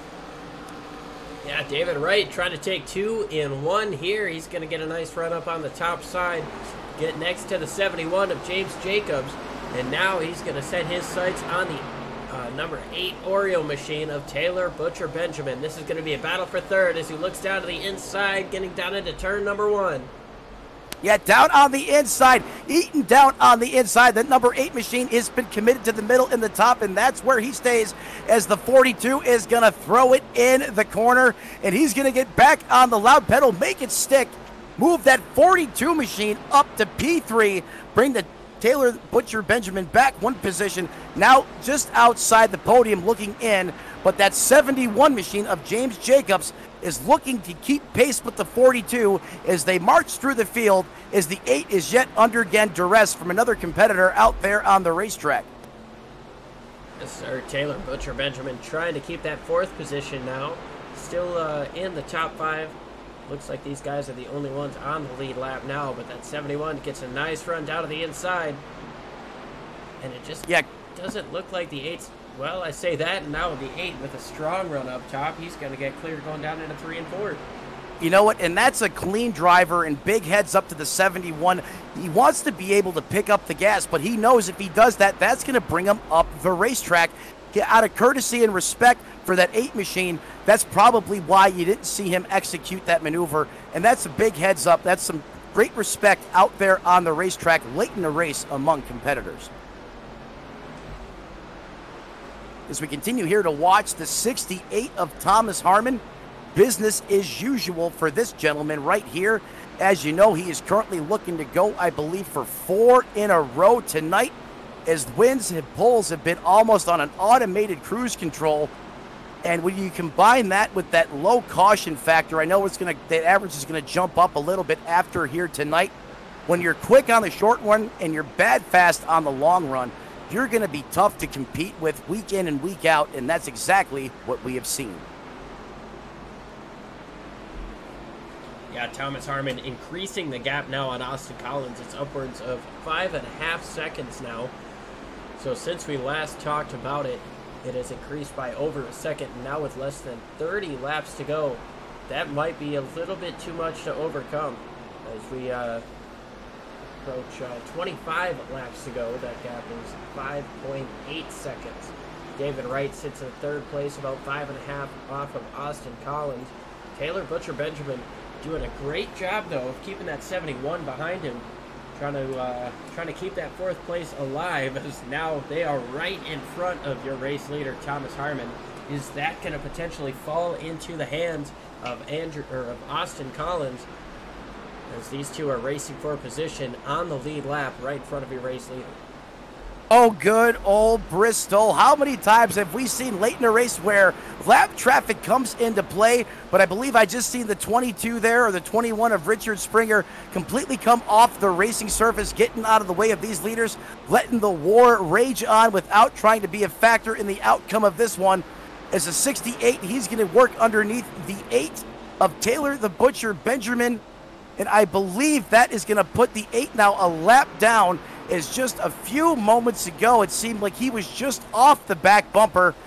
The tires have gone away in that race car, and he kind of right now he is just holding on, as indeed the 8 of Taylor the Butcher Benjamin falls under the clutches of the leaders. But hey, he's still in P4. One heck of a run for that 8 Oreos machine. JP, James Pandolf, just made a pass for position over the number 24, Larry McKenzie Jr. And the gap up front still increasing with all of that lap traffic that Thomas Harmon had to deal with. Austin Collins now sits just under 7 seconds back. And if, we change gears here real quick. If you want to talk about just how fast the pace, the 68, the 1 of Austin Collins, and the 42 of David Wright are putting up right now, those 3 drivers, your top 3 podium, are the only cars on the lead lap. You have 1 car 2 laps down, or I'm sorry, you got 2 cars 1 lap down. That's going to be Taylor the Butcher Benjamin and James Jacobs, who were moments ago right up there. And after that, you have 4 laps down and more throughout the top 10. That's the type of pace these front runners are putting up right now. Yeah, in this short track style of racing, it's easy to go down laps, and it's frustrating when you get down laps because there's going to be other people getting down laps. It's going to be so tough to get back onto the lead lap. That's why we see these guys fighting so hard for these positions, because if we do get a late race caution, these guys are racing for the free pass positions. Get back on the lead lap. I think it's kind of unlikely at this point with 18 laps to go, but hey, nothing's impossible here. Is it kind of unlikely, or is that kind of what we see from the history books that we're writing with this series on Saturday nights? When we do see cautions, they tend to be late in the race. But then again, other side could say, well, Matt, we've had the cautions earlier on. That's uncharacteristic. I'm just saying it's Bristol. Anything can happen and it's certainly not out of the possibility as the 71 there almost came up and doorbelled the 8. It can happen literally just like that. It certainly can, and these guys getting towards the end of the race, racing for 4th place, they're going to start giving less and less and less each time they get side by side. You see the 71, he's been working that bottom to middle, and Taylor Butcher Benjamin, he likes that top to middle. Both of those guys strong in the middle, but not both of them can run there at the same time. You see that 71 working back in line, trying to get a run on Taylor, but doesn't quite seem to be enough to be able to get down into the corner and pull off a slide job or anything like that. It doesn't, and big shout out again to these guys as they are racing on the edge of grip, the edge of performance on these race cars, and they are not wrecking each other, and that is just a testament to the skill level of these drivers in this series. If you guys are wondering, nothing really going on up front. The 68, the 13 are still 1 and 2, but this is where the action is right here on the racetrack for you guys at home, and that's what we're going to cover here right now as we see the 74, the 8, and the 71 in an all-out dogfight. Looks like JP's going to try to get up all the way to the top and play spoiler in this fight. He wants to get through this traffic. Nonetheless, it's not for position, but even Richard Springer here in the 21, both of these guys are being held up by this battle, and they're trying to figure out the safest way around it. And you said the key word, safe way. Where did Richard Springer come from? He's all of a sudden, he got his hat in the mix on this one, is he is all over the back of the 71 machine. I mean, this is turning into what we like to call the hornet's nest. Right, oh, as he's going to push it 3 wide as they drag race down the front stretch. Only, well, thank God someone lifted there because that could have been disastrous, as the 8's going to take a big crossover maneuver there and kind of catch JP off guard there, but he's going to have the advantage on the low side of the racetrack as he's going to thread the needle, and JP is going to be the lead car here in this pack. So you have the 8, the 71, the 21, and the 1 is getting ready to close back in on these guys doing battle here so tightly on the racetrack, and that is your, I believe, your race leader right there. Sir, just that's in front of second them. place. Oh, I'm Your sorry. race leader is 10 seconds in front of these guys as the 71 up into the wall pretty hard there, getting down the front straightaway. Your race leader, Thomas Harmon, just took 6 laps to go, just about 5 seconds behind this battle. So Austin Collins now sits 11 seconds off the race lead. And I tell you what, Thomas Harmon had a couple more laps. He might be able to lap this whole field here. Yeah, I thank you for correcting me there. I guess I'm just flabbergasted that Thomas Harmon was able to make that type of a run and gap the 1 the way he's been able to. But as I look now at the scoring monitor, you are right. There is just about an 11-second gap. I mean, let's talk about this pace here for a second that 68 is running. That is incredible. Yeah, it absolutely is. He's putting down 16-14s that last time around compared to a 16-30 for Austin Collins. So consistently a 10th and a half quicker. He's got 3 laps to go. That's a mile and a half to secure victory here at Bristol. Like you had mentioned, this is one that he had kind of circled. He talked with us a little bit before about how this was one of his favorite racetracks. And obviously coming into this race, having won at Las Vegas, having won Atlanta, and having won Darlington, he's got a strong reputation coming up behind him. But coming to one of his favorite tracks, he takes the white flag. Thomas Harmon looks virtually unstoppable here in the Dynasty Racing League Pro Series. He's only got 2 more corners, about a quarter mile, before he pulls off a Jimmy Johnson type feat here. 4 wins in a row for that number 68. You may as well paint it blue and put a yellow 48 on it. That's dominance right there out of Thomas Harmon. Austin Collins here, he's coming through turns 3 and 4. He's going to come away with a 2nd place finish. And David Wright, not too far behind these guys, but right in the thick of things, rounds out the podium, finishing 3rd. James Jacobs is 4th. Taylor Butcher Benjamin rounds out your top 5. But now we're going to watch Thomas Harmon burn it down for the 4th consecutive week. And man, what a display he put on here today. We were a little bit worried with that early fallback, going back to about 6th place, but Thomas Harmon Tell you what. Yeah, Thomas Harmon there as he's burning it down right in front of the flagman. You know, he better think about getting the Cartoon Network off that car perhaps and maybe putting the Iron Man paint scheme out there, because this guy is like a superhero out here on the racetrack week in and week out. And just the way that he just dominated the end of that race and was able to just go daylights out on the rest of the competition on virtually the same tires. That is just a testament to how good that 68 of Thomas Harmon is. And yet again, like you said, pulling off the Jimmy Johnson, you know what? You might as well throw that paint scheme on there too, like you said, because he is just dominating right now. And how many times have we said confidence breeds confidence and wins breed wins? And that's exactly what the 68 is capitalizing on here right now, as he is crowned king of Thunder Valley right here in Bristol, Tennessee. Yes, sir. And now we're going to go ahead and speak with your race winner. Thomas, we spoke with you before the race. You talked about how much you love this track. It's one of your favorites. You fell back early on in the race. Did you expect to have such a dominating performance here? No. I know Collins usually runs with me pretty well, and he's pretty good at saving his tires, but I definitely expected him to be closer towards the finish there, especially once as much as he was saving at the start of that last run. But it was a little bit surprising to have that gap at the end.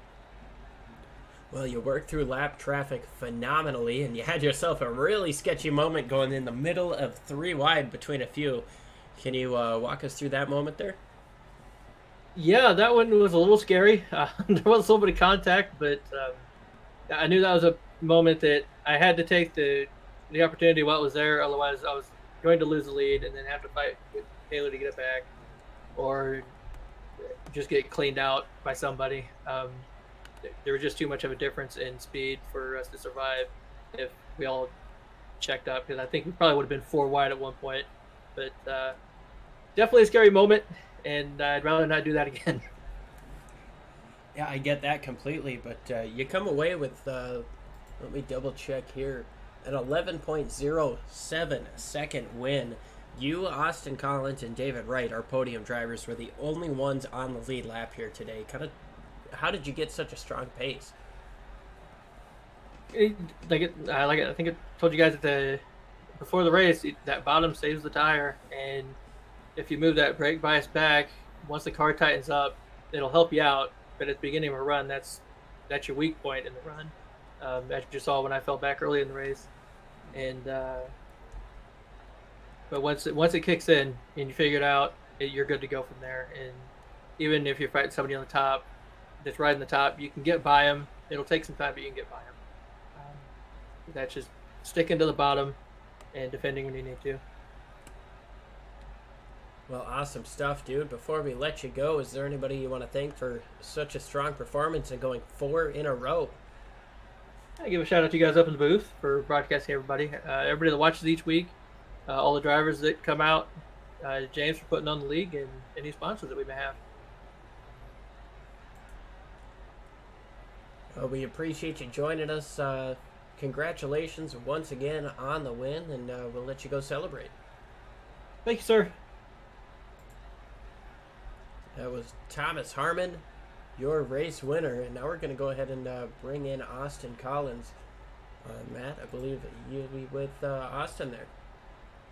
Collins, Matt Metler, and Liam up in the booth. You got us. I got you. How y'all doing tonight?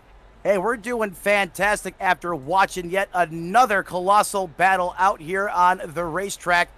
Austin, it seems like if it's not you, it's Harmon.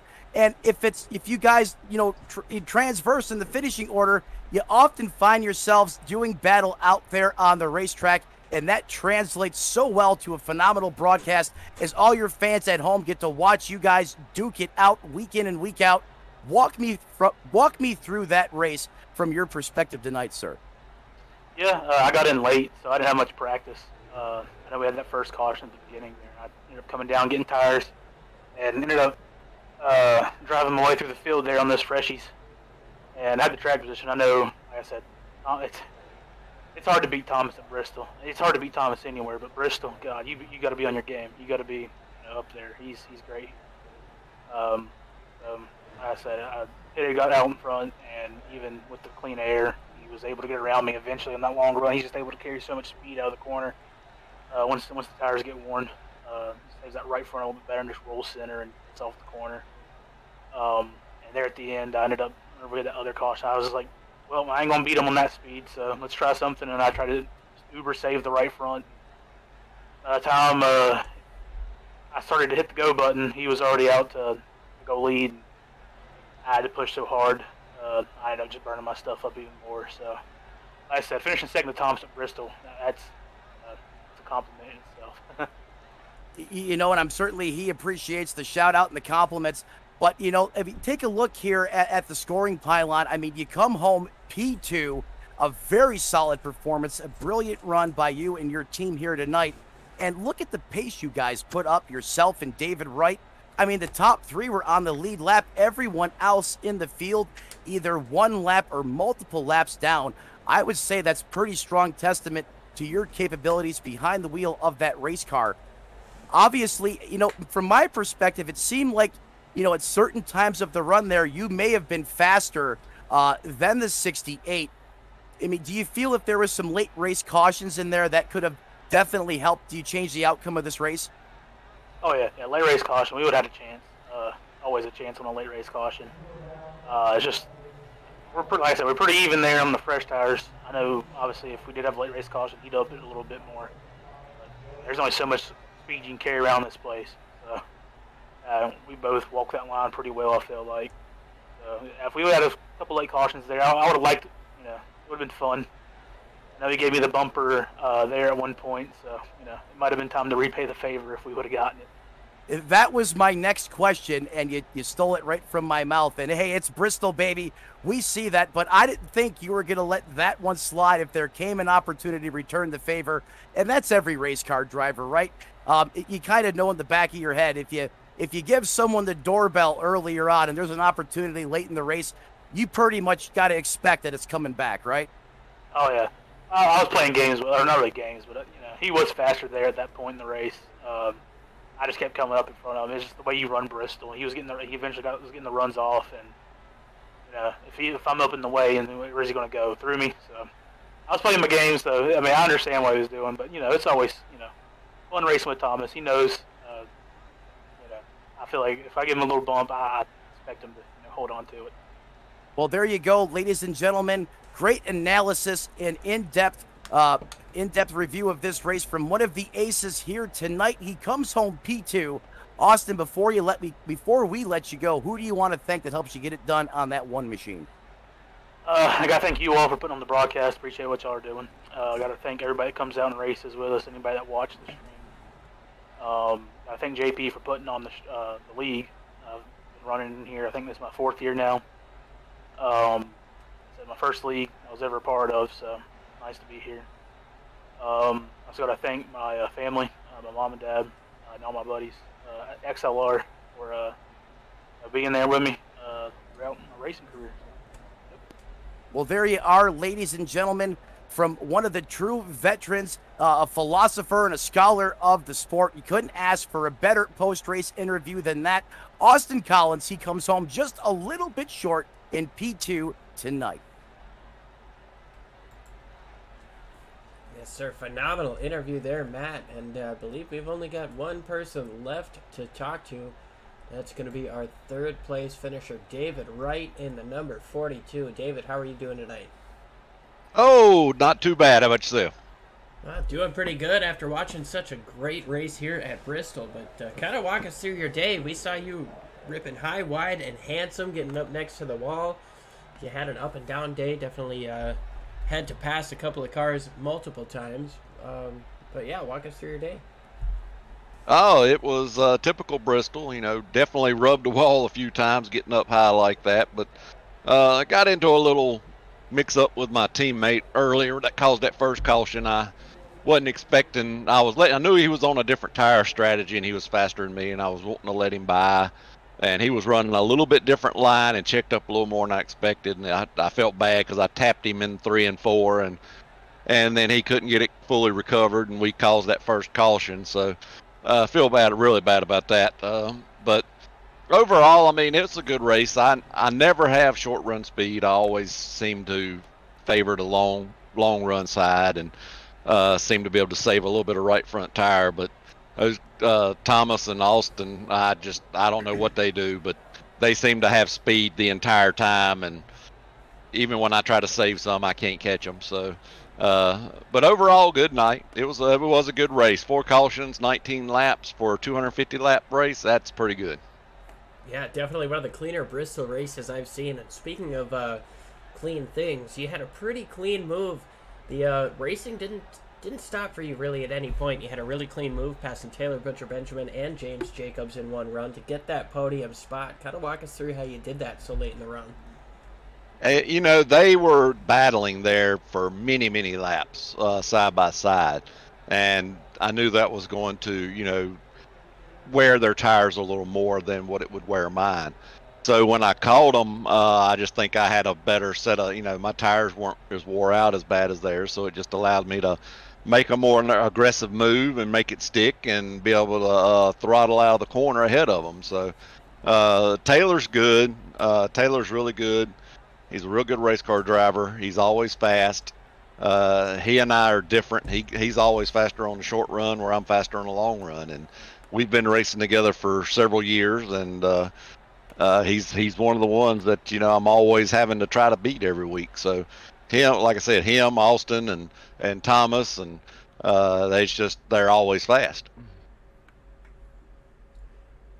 Well, they were definitely fast, but you were a little bit quicker than that number 8 car here today. You got home with a 3rd place finish. Is there anybody you want to thank for such a strong performance here today? Well, I always like to thank the guys up in the booth like yourself and James for putting on the league. You know, y'all do what y'all do, which allows us to come down here and play, which is what I call it. So appreciate everything everybody does behind the scenes. It allows us to be able to come out here and have drive these things every week. Even though it's a sim, it's still driving, it's still competition, and anybody that's competitive doesn't like to get beat. So no matter what it is. So just appreciate everything that everybody does. Well, we appreciate you joining us here, and congratulations on a 3rd place finish.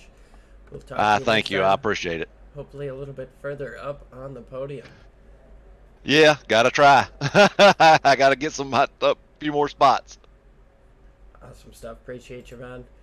So that was David Wright, our 3rd place finisher, which is gonna about do it for us here. We'll go ahead and bring you your race results here before our final thoughts.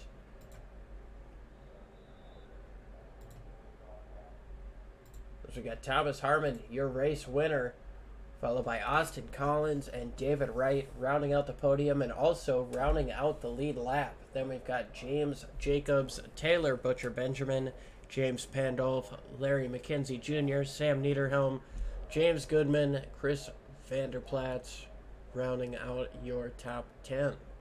And I'll bring you guys the rest of the way home here tonight. In 11th, the 07 of Larry McKenzie.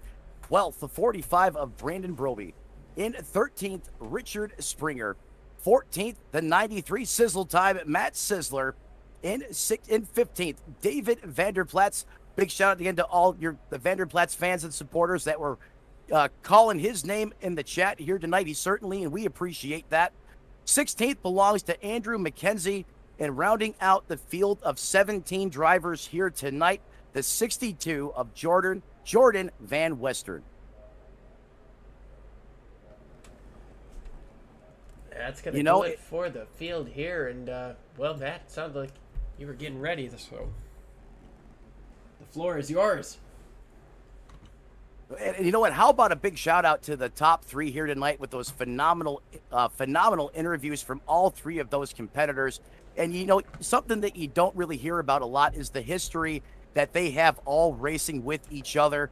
And certainly that kind of comes into fruition into the quality of the racing product that you've seen on display here on the racetrack. Probably one of the best, cleanest, best Bristol races I've ever seen in a long time here. This series, so dynamic. If you guys at home are watching and you think you got what it takes to come out here and compete with these ARCA boys, talk to JP. They may have some slots open if you think you got what it takes to hang with these guys. Some of the best ARCA drivers I've ever seen in my life. But like all good things, they must come to an end. And as the thunder roars down from Thunder Valley here tonight, and the surrounding nightlife comes back to life in the background, yet again, we were treated to a high-octane thriller here, which David the Hammer Hammond once again pounds out the field at the end and just about laps everyone Richard Petty style here tonight. Again, make sure you like, subscribe. Hopefully, we're back on YouTube next week. If not, join us right back here on Facebook. Take a note as we get ready to, don't forget tomorrow night, myself, Liam, back up in the broadcast booth. No, sir. No, they're taking the Super Bowl night off, and I got to correct you again. It's Thomas Harmon, not David. You're getting those guys a little confused. Thomas Harmon got the flag here today. That's right. I appreciate it. I was so focused on giving him the hammer coin there. I messed up his last name. But how about the great racing here tonight? Well, that's unfortunate, but you're right. We're not going to have you here tomorrow. Super Bowl Sunday, that's going to be priority number one. But don't forget, next week, prime time Saturday night right here. Don't forget about the Dynasty Racing League. These guys are special.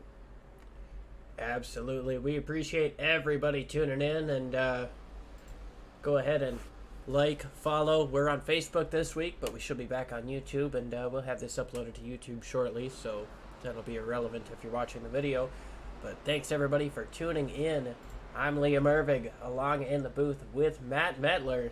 That's going to do it for us here from Bristol with the Dynasty Racing League Pro Series. Thank you so much for tuning in, and we'll see you again next weekend.